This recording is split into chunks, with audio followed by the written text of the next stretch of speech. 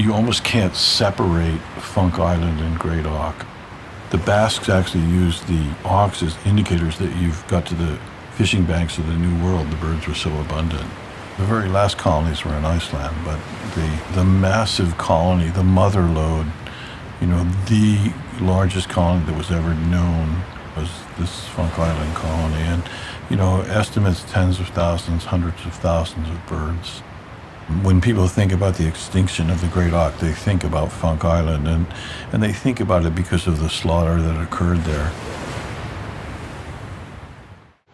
Right now we're going to walk up into the meadow of the Great Auk here on Funk Island, and interestingly, as we do that, there's a couple of razorbills, a sort of surviving cousin of the Great Auk on the way. And there's a razorbill right up here with a chick. He's just moving his chick, maybe getting ready to go to sea. So we'll watch him as we go by and try not to disturb him.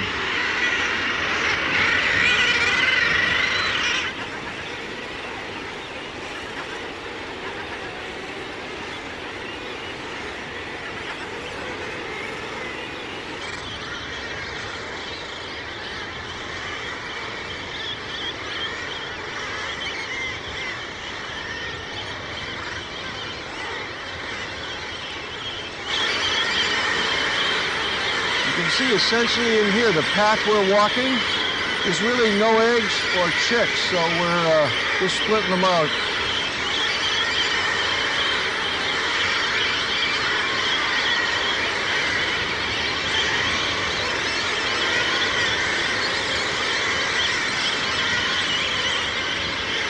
A couple of mer chicks here.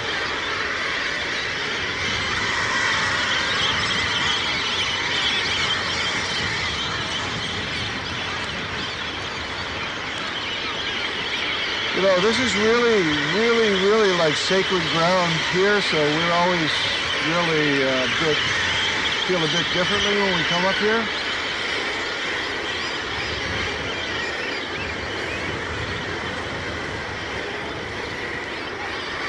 Big puffin.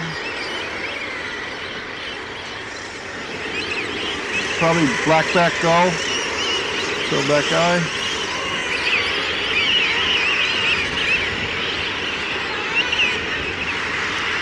So where we are right now, you can see the puffin burrows. This was grass meadow, and it was, the gannets are roosting here, so this grassy area is disappearing. We're essentially on composted auks. This soil essentially is built up from the auks that were killed here at the end of the 17th century. So this is it, and the puffins are now burrowing in there. So we can take a look around the meadow. Which is just being eroded away by the expanding gannet colony.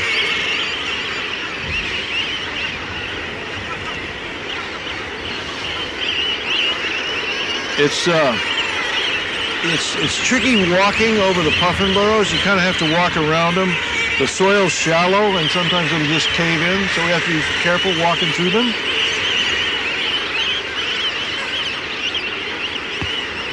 Here we are right here. This is a cairn of granite slabs that have been chiseled from the island. And this originally was a stone hut that was used by the men from Fogo Island, from Bonavista Bay, that came out here to hunt the great auks. So it was a crude shelter that they had. They would come out in the summer, and what they would do would kill the birds. And the minor industry that was taking place was down for feathers. The feathers were used in quilts and mattresses and pillows, and then the birds were discarded. So they were parboiled.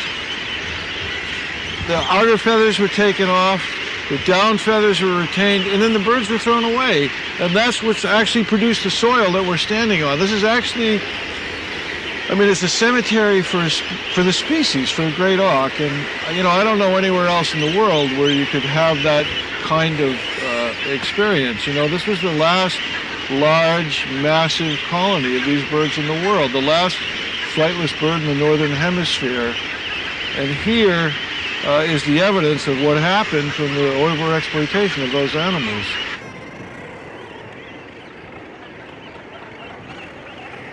remnants of a structure up here we'll take a look at. We'll go up here and look, and I'll show you where the walls are.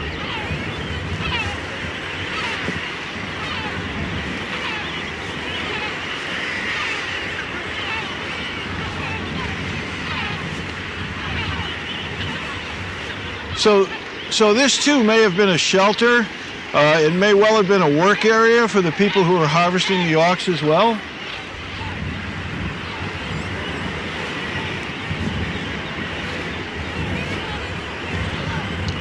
You can see the outlines of the wall here, and you can see the corner up there.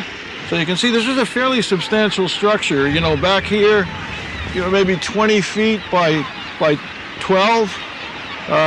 So this right here, this is a wall. There's a wall along there. You know, fairly substantial structure, and it was probably clearly a stone hut like that other one there.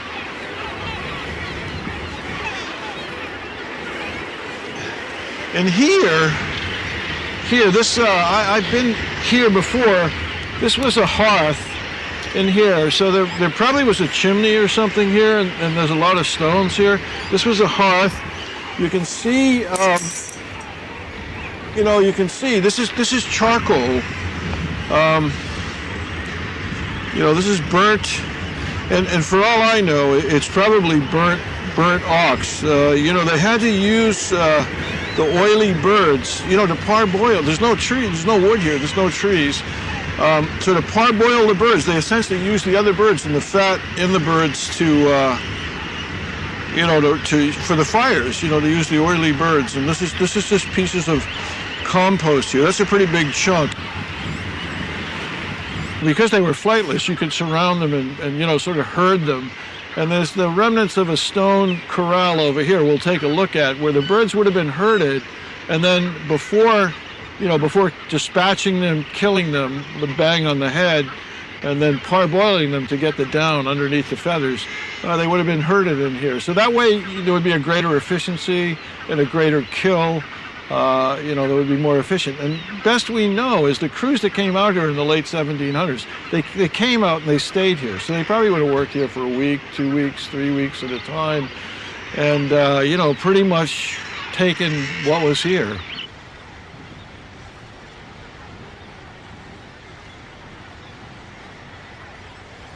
Well, right along here, there would have been a wall. And, you know, maybe that was 3 or 4 feet high. Birds would have been herded in here. You know, the birds would have been about this high. You know, they're a pretty big bird, pretty robust bird. And then you can see a corner there, so it would have gone back that way. Back here as well, and then the back wall back there. The guys who came out here, they came out with rowboats, sail. They essentially had clubs. And no matter how efficient they were, they couldn't have possibly killed all of these birds. They couldn't have possibly done that. The birds will swim away, they'll move away. And so I think the lesson is clearly what the lesson is that you don't have to kill them all, but you can kill too many of them. And we know that in biology. We've seen that happen a lot. We might think about cod and the terrible state of cod when they were over-harvested. Well, these birds were over-harvested to the extent that it didn't matter that some were still alive. There weren't enough of them. And you know, that important lesson, you know, from biology is that social species have to be abundant. If you think about these murres, there are so many rocky islands on the coast of Newfoundland. You know, there could be murre colonies everywhere, but there aren't. There's a few of them. This one's probably the largest one in the world. And the fact of the matter is because there's a few colonies, that tells you something about how important the social fabric of these colonies are. These birds, they have to nest together. They have to nest in large numbers. And if they don't, they're in big trouble. You have a lot of them. You have an abundant population. You know, with the social fabric of those animals is necessary for their survival. And if you don't have a lot of them, you're probably not going to have any of them.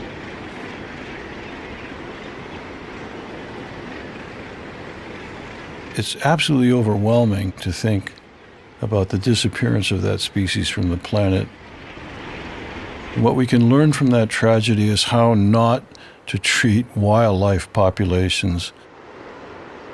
The lesson clearly is that we have to learn to accommodate and to value wildlife for its own existence.